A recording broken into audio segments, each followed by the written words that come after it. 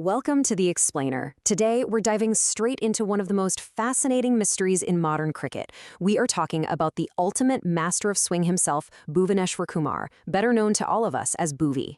His career trajectory lately, well, it looks less like a straight line and way more like an unpredictable roller coaster. In this explainer, we're going to track his explosive rise, his sudden absence, and the absolutely wild predictions that might just put him right back on the sport's biggest stage. Okay, let's dive into this. For a solid decade, Bhuvneshwar Kumar was basically one of the very first names penned onto the team sheet for India.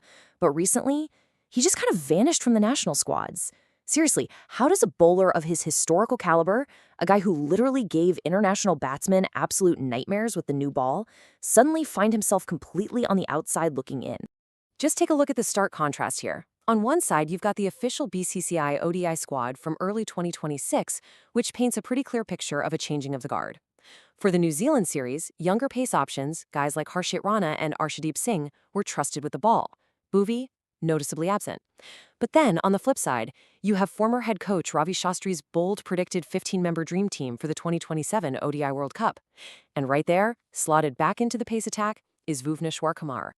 To truly appreciate just how wild Shastri's prediction actually is, you have to look at the timeline. Bhuvi's last one-day international appearance for Team India, that was way back on January 21st, 2022, against South Africa. We are talking about years away from the international 50-over format. It begs an incredible question. Can a player be out of international ODIs for that long and still make a World Cup squad? Now, what's really interesting about this slide is that if you flash back about a decade, you realize his rise was definitely not a slow burn. Bhuvi's arrival was a total explosion. In the span of barely 2 months across late 2012 and early 2013, he made his debut in all 3 international formats. T20s on Christmas Day against Pakistan, ODIs just 5 days later, and then his test debut against Australia in February. I mean, he arrived fully formed and just ready to dominate. And when I say ready to dominate, I mean that in the most literal sense possible. Get this. He remains the only bowler in the entire history of the sport whose very first wicket in all 3 international formats was bowled. Yeah, you heard that right.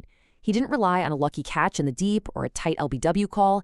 He just knocked the stumps right out of the ground every single time. It was the ultimate showcase of his pinpoint accuracy and that legendary ability to swing the ball both ways. Honestly, his resume from that era is just completely unmatched. Imagine being a teenager and becoming the first bowler ever to dismiss the legendary Sachin Tendulkar for a duck in first-class cricket. Crazy, right? Then, he goes on to become the first Indian bowler to grab 5 wicket hauls in all 3 international formats. He's a key winner in the 2013 Champions Trophy, and he's the first bowler to ever win the IPL Purple Cap in consecutive seasons. It's exactly this utter dominance that earned him the ultimate nickname, the Swing King. So the crucial point is, with a historic resume like that, how exactly did his career hit such a massive roadblock? Well, as the years went on, it was a pretty brutal mix of injuries and just intense competition for those pace spots that pushed him out of the national side. And after being released by Sunrisers Hyderabad following the 2024 IPL season, keep in mind, this is a franchise where he was a cornerstone and vice-captain for a decade. A lot of pundits and fans just counted the veteran out. His career genuinely seemed to be at a dead end. But then came the IPL mega auction in November 2024. Royal Challengers Bengaluru stepped up and slapped down a staggering 10.75 crore rupees to acquire him. RCB clearly saw immense value where others thought the magic might have faded. This massive show of faith, and let's be honest, serious financial backing, was the definitive spark of an absolutely epic comeback. Let's move to and see how this builds, because what followed was honestly one of the great modern sports redemption stories. After being picked up for that massive 10.75 crore fee, Bhuvi proved he was worth every single penny. He went out and claimed 17 wickets across the 2025 season with incredible economy. And when the pressure was at its absolute highest in the final match, he delivered a super clutch 2 for 38. By lifting the 2025 IPL trophy, he completely reinvented his momentum and reminded everyone exactly who he is. Right on the heels of this massive domestic triumph, former India head coach Ravi Shastri dropped a genuine bombshell.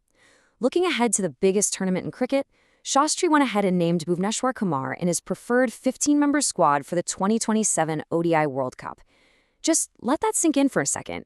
After years away from international 50-over cricket, one of the most respected, strategic minds in the game is calling for his immediate return. When you look at Shastri's proposed pace attack, it is a fascinating and clearly intentional mix. Alongside the current core of Jasprit Bumrah and Mohammad Siraj, Shastri is explicitly prioritizing veteran experience. He's uniting Bhuvi with Mohammad Shami, another veteran who's been absent from ODIs since early 2025. Shastri is making a very clear statement here. For the pressure cooker environment of a World Cup, you need players who have been there, done that, and bought the t-shirt, regardless of how long they've actually been away. And this brilliantly illustrates Shastri's exact reasoning.